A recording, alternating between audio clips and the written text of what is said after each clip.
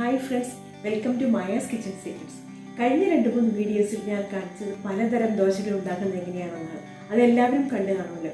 It's Christmas time. High time to bake a Christmas cake. ഞാൻ ഇന്ന് orange ജ്യൂസിലാണ് dry fruits soak ചെയ്ത് cake ഉണ്ടാക്കിയിരിക്കുന്നത്. സാധാരണ ഏതെങ്കിലും ഒരു ആൽക്കഹോളിൽ, അതായത് ബ്രാൻഡിയിലോ റമ്മിലോ ഒക്കെയാണ് ഡ്രൈ ഫ്രൂട്ട്സ് സോക്ക് ചെയ്ത് പ്ലം കേക്ക് ഉണ്ടാക്കുന്നത്. പക്ഷെ അതേ രുചിയിലും ടേസ്റ്റോടും കൂടി നമുക്ക് ഓറഞ്ച് ജ്യൂസിൽ ഡ്രൈ ഫ്രൂട്ട്സ് സോക്ക് ചെയ്ത് കേക്ക് ഉണ്ടാക്കാവുന്നതാണ്. വളരെ നേരത്തെ സോക്ക് ചെയ്യുകയും വേണ്ട. എൻ്റെ റെസിപ്പീസ് നിങ്ങൾക്ക് ഇഷ്ടപ്പെട്ടെങ്കിൽ വീഡിയോസ് ലൈക്ക്, ഷെയർ, സബ്സ്ക്രൈബ് ചെയ്യുക. സബ്സ്ക്രൈബ് ചെയ്യുമ്പോൾ ബെൽ ബട്ടണും അതുപോലെ തന്നെ ഓൾ എന്ന ബട്ടണും കൂടെ പ്രസ് ചെയ്യാൻ മറക്കരുതേ.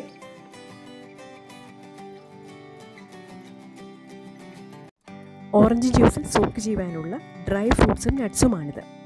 കേക്ക് ഉണ്ടാക്കുന്നതിന് 2 ദിവസം മുമ്പേ തന്നെ സോക്ക് ചെയ്ത് വെച്ചിരുന്നതാണ്. കേക്ക് ഉണ്ടാക്കുന്ന ദിവസം തന്നെ കുറച്ച് നേരം മുമ്പേ ഡ്രൈ ഫ്രൂട്ട് സോക്ക് ചെയ്ത് വെച്ചിട്ട് ഉണ്ടാക്കാവുന്നതാണ്.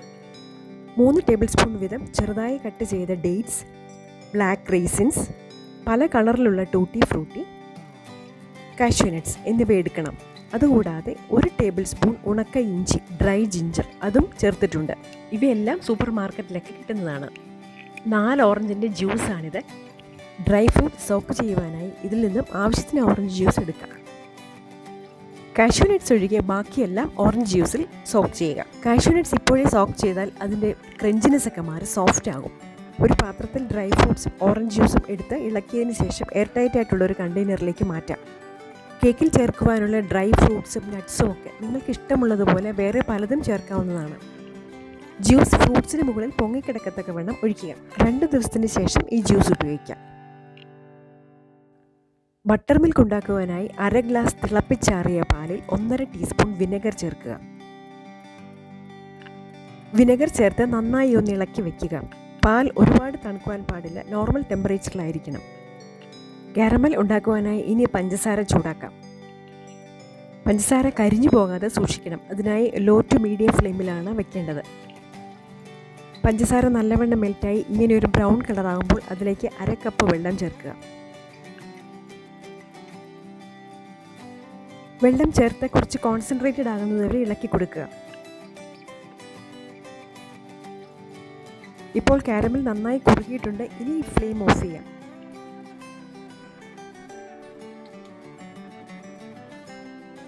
കേക്ക് ടിന്നിൻ്റെ സൈഡ്സിൽ ഓയിൽ അപ്ലൈ ചെയ്യുക. റൗണ്ട് ഷേപ്പിൽ കട്ട് ചെയ്തൊരു ബട്ടർ പേപ്പർ കേക്ക് ടിന്നിൻ്റെ താഴെ ഇടുന്നുണ്ട്. ബട്ടർ പേപ്പർ കേക്കിൻ്റെ ബേസിലാണ് ഇടുന്നത്. സൈഡ്സിലും ഇടാവുന്നതാണ്. കേക്ക് ടിന്നിൽ നിന്നും കേക്ക് പെട്ടെന്ന് വിട്ടുകിട്ടാൻ വേണ്ടിയാണ് ബട്ടർ പേപ്പർ ഇടുന്നത്. ഡ്രൈ ഇൻഗ്രീഡിയൻസിനെ അരിച്ചെടുക്കാം. 1 കപ്പ് മൈദ, അതിൻ്റെ കൂടെ 1/4 ടീസ്പൂൺ കറുവാപ്പട്ട പൊടിച്ചതും ജാതിക്ക പൊടിച്ചതും ചേർക്കുക. ജാതിക്കയുടെ ഈ ഷെല്ലാണ് ഗ്രേറ്റ് ചെയ്ത് ചേർക്കുന്നത്.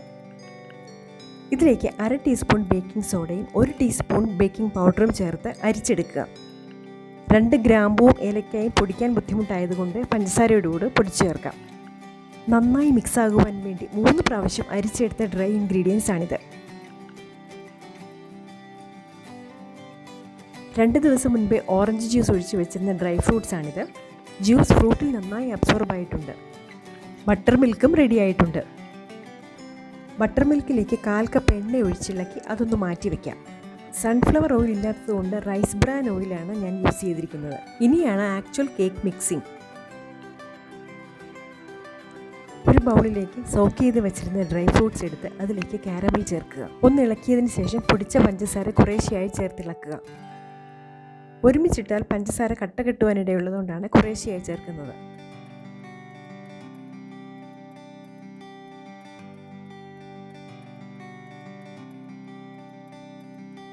ഇതിലേക്ക് ഡ്രൈ ഇൻഗ്രീഡിയൻസും കുറേശ്ശെയായി ചേർത്തിളക്കുക. അരിച്ചു മാറ്റി വെച്ചിരുന്ന മൈദ മിക്സാണ് ഡ്രൈ ഇൻഗ്രീഡിയൻറ്റ്. ഡ്രൈ ഇൻഗ്രീഡിയൻസ് 3 പ്രാവശ്യമായി ചേർത്ത് കഴിഞ്ഞു. ഇനി ഇതിലേക്ക് ബട്ടർ മിൽക്കും ഓയിലും മിക്സ് ചെയ്തത് കുറേശ്ശെയായി ചേർത്ത് യോജിപ്പിക്കുക.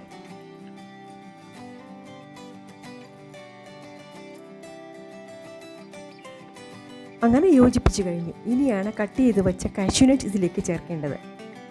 കൂടെ 1 ടീസ്പൂൺ വനില എസൻസും ചേർത്തിളക്കുക. മൈദയിൽ ഡസ്റ്റ് ചെയ്യാതെ വെറുതെ ചേർക്കുകയാണ് കാഷ്യൂ നട്ട്സ്. കേക്ക് മിക്സ് റെഡിയായി. ഇത് നമുക്ക് കേക്ക് ടിന്നിലേക്ക് മാറ്റാം. എയർ ബബിൾസ് ഒക്കെ പോകുന്നതിന് വേണ്ടി ഒന്ന് ടാപ്പ് ചെയ്ത് കൊടുക്കുക. ലാസ്റ്റിൽ ബ്ലാക്ക് റേസിൻസും കാഷ്യൂ നട്ട്സും കൂടി ചേർക്കാം. ഒരു അലുമിനിയം പാത്രത്തിൽ സ്റ്റാൻഡ് വെച്ച് 5 മിനിറ്റ് പ്രീഹീറ്റ് ചെയ്യുക. ഇതിലേക്ക് കേക്ക് ടിൻ ഇറക്കി വെച്ച് 45 to 55 മിനിറ്റ്സ് കുക്ക് ചെയ്യുക. ലോ ഫ്ലെയിമിൽ വേണം വയ്ക്കുവാൻ.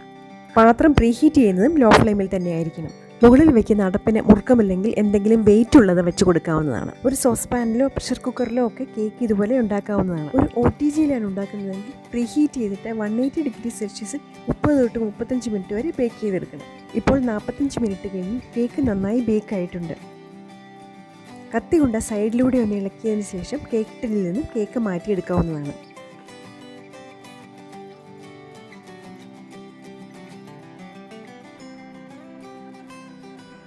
ബട്ടർ പേപ്പർ പതുക്കെ മാറ്റിയെടുക്കുക.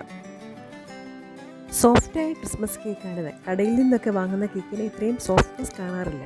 ഡ്രൈ ഫ്രൂട്ട്സ് നിറയെ ചേർത്തുണ്ടാക്കിയ ഈ കേക്ക് എല്ലാവരും ഒന്ന് ട്രൈ ചെയ്ത് നോക്കൂ. വീഡിയോ മുഴുവൻ കണ്ടിട്ട് നിങ്ങളുടെ ഫീഡ്ബാക്ക് കമൻസിലൂടെ അറിയിക്കുക.